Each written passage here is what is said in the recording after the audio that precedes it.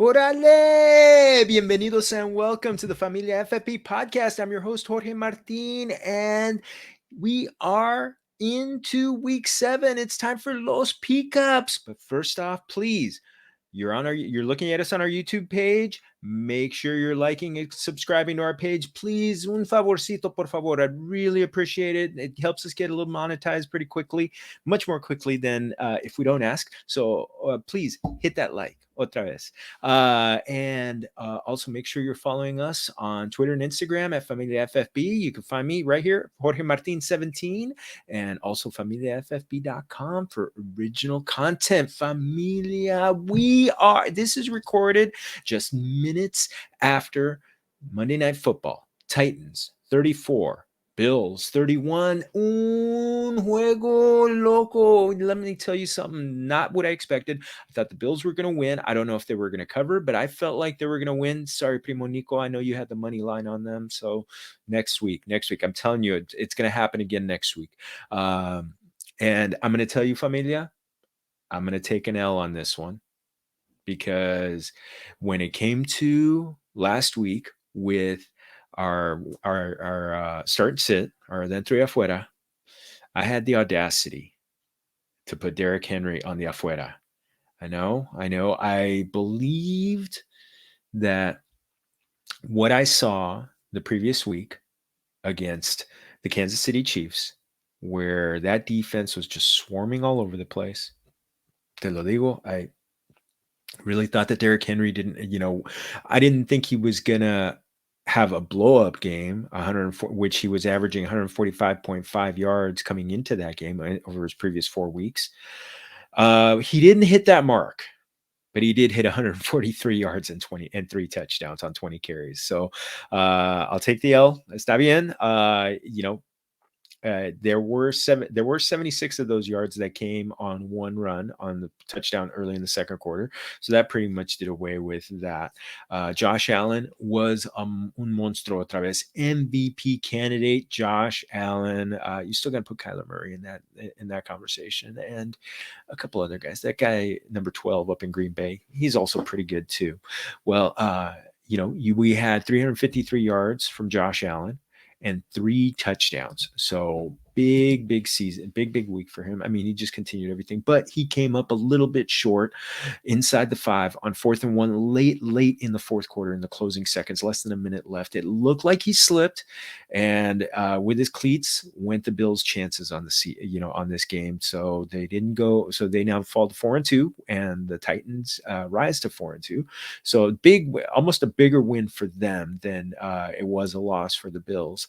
Back to the Bills, the receivers were just fantastic. Manny Sanders, Stephon Diggs, Cole Beasley. They went for 91, 89, and 88 yards receiving yards respectively. Dawson Knox caught just 3 balls for 25 yards, but it's something to keep in the mira.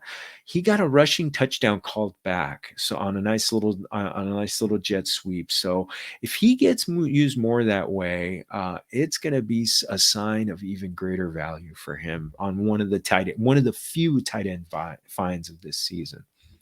On the Titans side, Ryan Tannehill went for 216 yards and he added a rushing TD. AJ Brown, thankfully, AJB people, which I'm one of you, one of the fans. He had his first game of the season, caught 7 of 9 targets for 91 yards. Julio Jones caught 3 balls for 59 yards, and he had one of the catches, una de las más loco plays of the day, where the ball went off of the defender. It went off the defender's helmet, went straight up in the air. Julio Jones snagged it, somehow got 2 feet down as he was going out of bounds. I mean, that guy, we always say he's a super freak, even more. That play just proved it even more.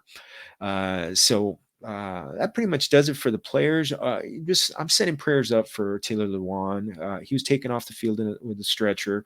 It looked like his helmet hit another opposing player, and head went a little bit wrong way. He did give the thumbs up, which is always a good sign when a player is being carted off the field. Maybe he was knocked out, but he was being checked for a concussion, but it did not look like.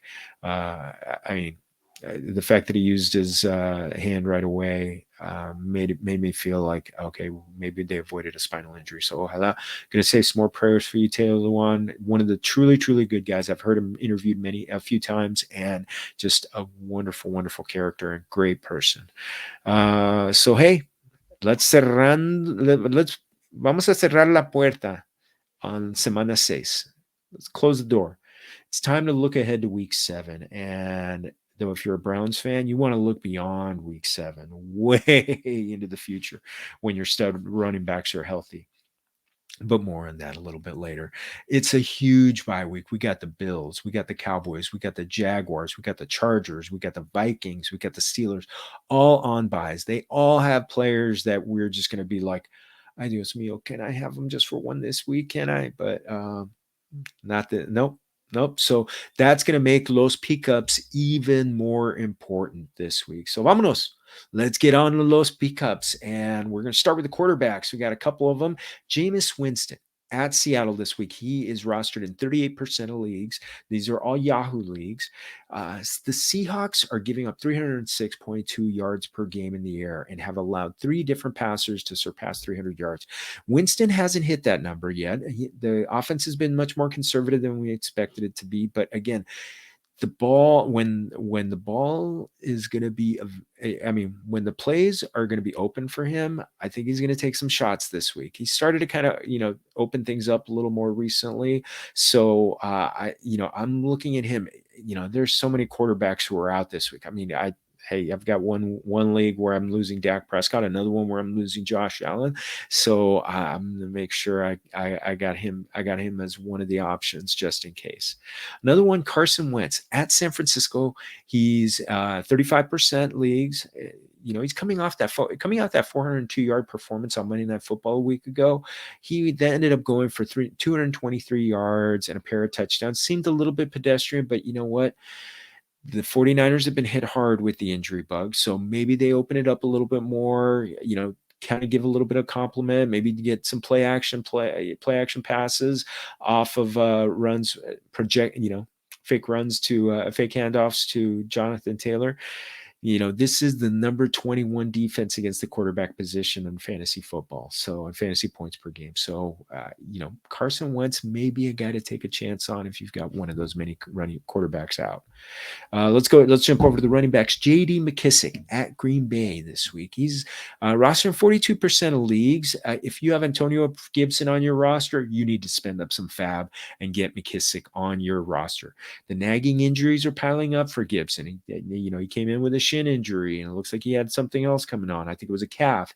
And this past game, the Chiefs against the Chiefs, McKissick had only 2 fewer carries than Gibson, 10-8, and he finished with 8 receptions for 65 yards. The Packers just gave up 112 yards to Khalil Herbert this past week. So there will be plenty of yards to gain for McKissick and Gibson, hopefully. But they're going to be throwing. The Washington football team is going to be throwing because of the fact that that's the way the game script is going to be. That secondary, I'm sorry, guys. I don't like to bag on guys, but they've been playing like basura, and they're just giving up. They're going to passing plays all over the place, and McKissick is going to get plenty of work in the passing game. Another one, this is kind of a reach. Ernest Johnson. He is rostered in 3% of leagues. The Browns are hosting Denver on Thursday Night Football.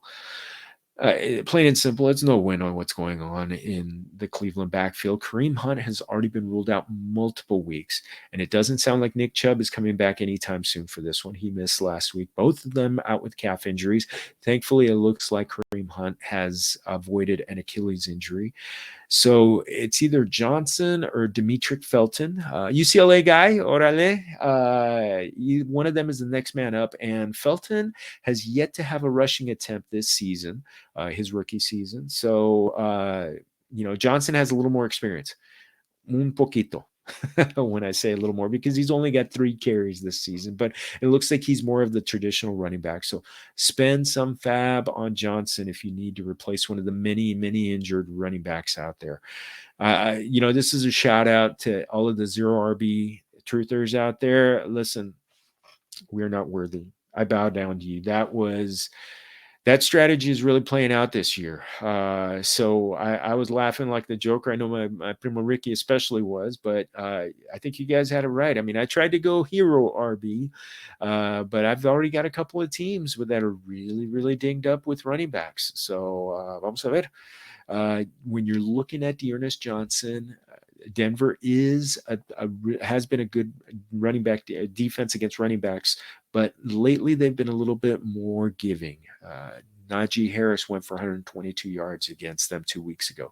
This past weekend, Josh Jacobs and Kenyon Drake combined for 155 total yards. So, and a couple of TDs. So, maybe there's something there. Also keep an eye on the injury report with the Browns and their offensive linemen. They had a couple of tackles out, so that's gonna hurt what they possibly could be doing in the ground game. So also keep an eye on Baker Mayfield. Apparently his arm was in a sling post game.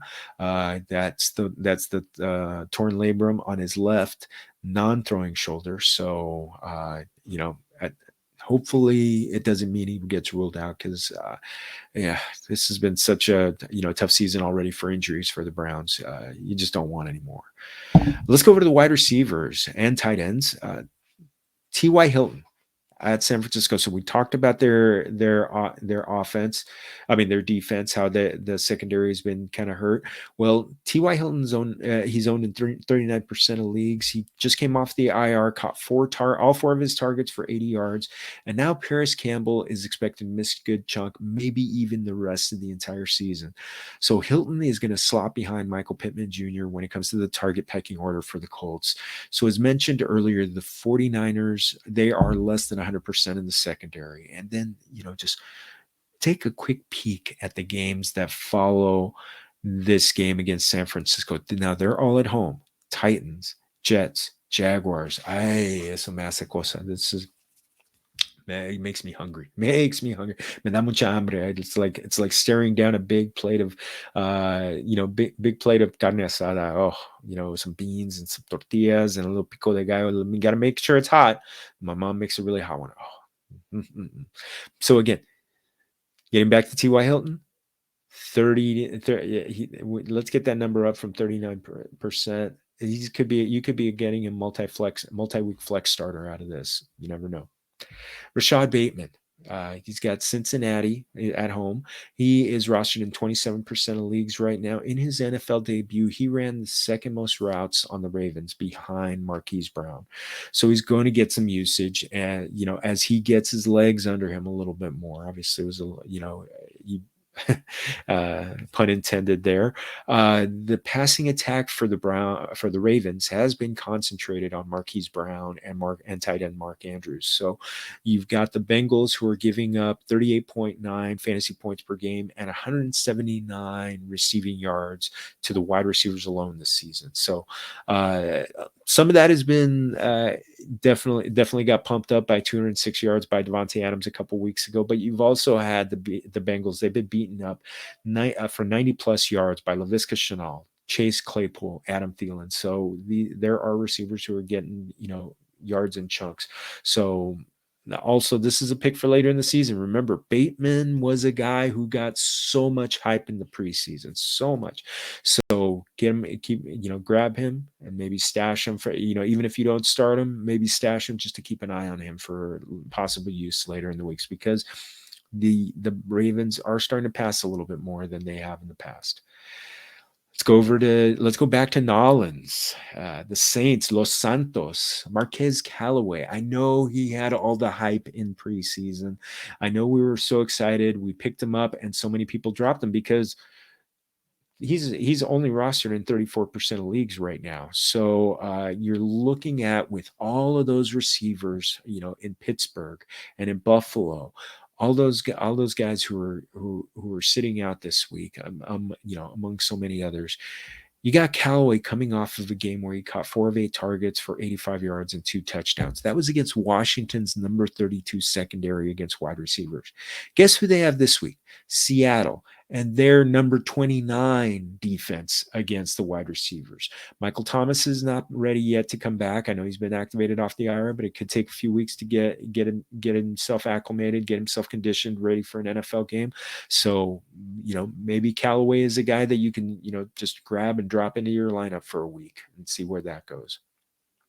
El último, let's go to the tight ends. RSJ, Ricky Seals-Jones. Familia, I told you to grab him last week. He's only rostered in 29% of leagues, okay? Here's a wild prediction, okay? This is going to be the last week that he's on any kind of waiver wire, Los Peekups, column, or shows. So I recommended him last week. He had that muy sabroso matchup. He ended against the Chiefs. He ended up delivering 4 of 6 targets for 58 yards and a score. So, and this is going to be a game against Green Bay where Washington is going to be throwing the ball to keep up with the Packers.